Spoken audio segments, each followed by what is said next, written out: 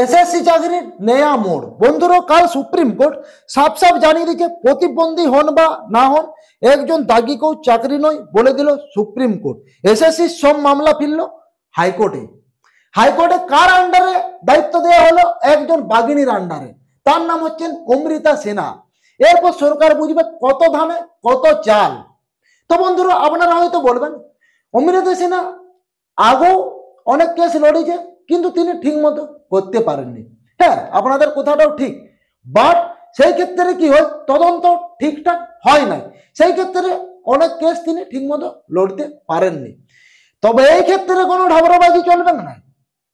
তো বন্ধুরা, এই যে সুপ্রিম কোর্ট কাল কি রায় দিল এবং সেই বিষয়ে অমৃতা সিনহা কি বলল, আমি সমস্ত খবর আপনাদেরকে বলবো আজকের ভিডিওতে। তার আগে বলি নমস্কার, আপনাদেরকে অনেক অনেক স্বাগত এবং শুভেচ্ছা জানাচ্ছি আমাদের এই ছোট্ট ইউটিউব চ্যানেল মানু পাত্রতে। বন্ধুরা, কাল সুপ্রিম কোর্ট যখন এই বিষয়ে কথা বলে, সেখানে উপস্থিত ছিলেন কল্যাণ ব্যানার্জি এবং কপিল সিব্বল, উকিল, সব বড় বড় উকিল। কিন্তু কাল ওই স্পটে একদম জড়সড়, এটা মুখ থেকে কোনো টু আওয়াজ পর্যন্ত পাওয়া যায়নি। কাল সুপ্রিম কোর্ট সাফ সাফ বলল, আপনারা কি নিয়ম ফলো করেননি? আপনারা কি নিয়ম পড়ে দেখেননি? কারণ সুপ্রিম কোর্ট বলেছিল যে 2016 সালে যে সমস্ত ক্যান্ডিডেট ছিল যাদেরকে অযোগ্য বলে বাতিল করা হয়েছিল, শুধু একমাত্র তাদেরকে এসএসসিতে বস করানো হবে। যারা নতুন তাদেরকে আরো আলাদাভাবে এসএসসিতে বস করানো হবে। কিন্তু কি হলো, পুরোটাই যোগা খেচড়ি।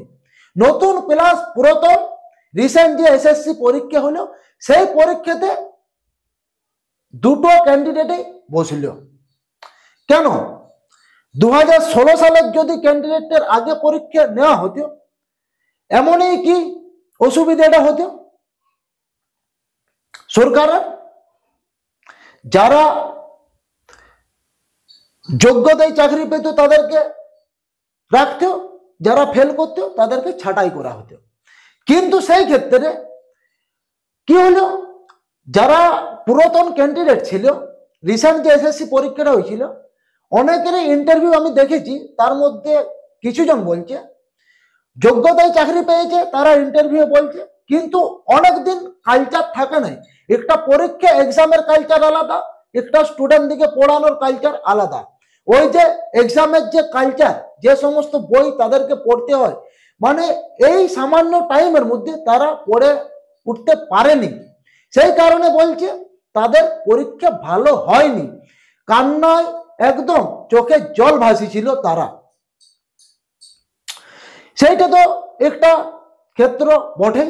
আবার নতুন যেটা, এই যে নতুন প্লাস পুরাতন উভয়ের যে পরীক্ষা হলো, পরীক্ষাটা হওয়ার পর সরকার কি নিয়ম করছে, 10 নাম্বার করে নাকি বলছে এক্সট্রা দেবো।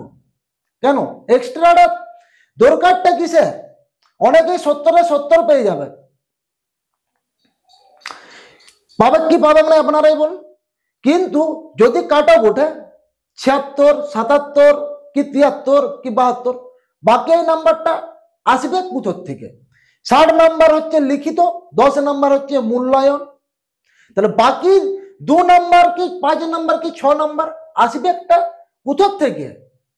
আবার এই যে যারা 70 পাচ্ছে অনেকে, তাদেরকে ডাকা পর্যন্ত এখনো হয়নি, মানে এরকম একটা বিষয়। তবে এই বিষয়ে কি হবে, এই যে 10 নাম্বার এক্সট্রা, অনেকে ভালো যারা শিক্ষার্থী যারা পরীক্ষায় বসেছে, হয়তো 70 নাম্বার পেয়েছে, অনেকে হয়তো কম নাম্বার পেয়েছে, কিন্তু সাথে পাইছে তাদের ওই নাম্বারটা মেকআপ হয়ে গেছে। মেকআপ হওয়ার পর যাদের মেকআপ হয়েছে তাদেরকে চাকরিতে ডাকা হলো। যারা অ্যাকচুয়ালি 70 পেয়েছে, যাদেরকে ডাকা হচ্ছে না, তারা কি ছেড়ে দেবে? তারা রিটার্ন ভাবে আবার কেস ঠুকবে, মানে পুরোটাই একদম গোড়ায় গন্ডগোল। তাই 10 নাম্বারটা এক্সট্রাটা কোনো প্রয়োজন থাকে নাই। পরীক্ষা দাও, যে বেশি নাম্বার পাবে, যার যোগ্যতা আছে সে বাবু চাকরি পাবে। এইটাই হচ্ছে সব থেকে বড় বিষয়। তবে এই যে সুপ্রিম কোর্ট এই কেসেরটা দিল হাইকোর্টে, অমৃতা সিনহা আগের থেকে বসেছিল সমস্ত খবর নিয়ে, তিনি চাইছিল সুপ্রিম কোর্ট লাস্ট বিচারটা করুক, তারপর যা বলার আমি বলবো। এরপর পুরোটাই অমৃতা সিনহার হাতে, তিনি কি বিচার করে একমাত্র তিনিই জানে।